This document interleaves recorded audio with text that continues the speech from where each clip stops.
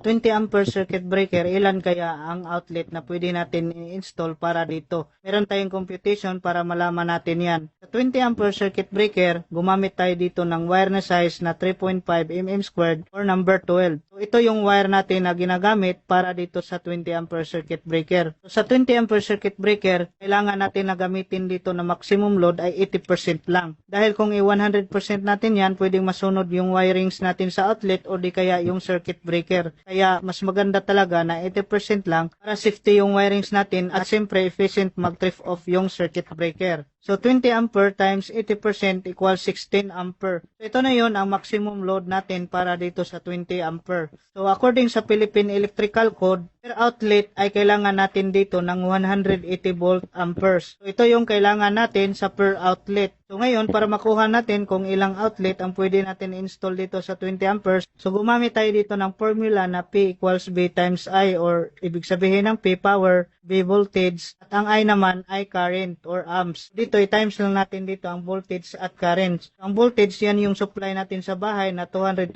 volts. Ang current naman ay ito yung maximum load na 16 ampere para dito sa 20 ampere. So 16 ampere times natin yan sa 220 volts equals 3,520 volt ampere or watts. So, ito na yun ang maximum load na wattage para dito sa 20 ampere circuit breaker. So, ngayon, para makuha natin kung ilang outlet para dito sa 20 ampere circuit breaker, so i-divide lang natin yan sa 180 volt ampere. So 3,520 volt ampere, divide natin yan sa 180 volt ampere equals 19.5 volt ampere. O, ibig sabihin yan, pwede tayong gumamit ng 19 convenience outlet per 20 ampere circuit breaker. So, ito na yun ang maximum outlet na togang para dito sa 20 ampere circuit breaker. So ngayon, payo lang sa mga electrician natin, itong 19 pieces na convenience outlet ay nakadepende pa rin yan sa mga appliances na ginagamit sa may-ari. Kasi itong 19 pieces na convenience outlet, pwede yan ma-overloading o masunog dahil hindi natin alam kung anong ginagamit ng mga appliances sa may-ari. So dito, sample lang, yung may-ari pala ay may oven na 2,200 watts at rice cooker na 1,650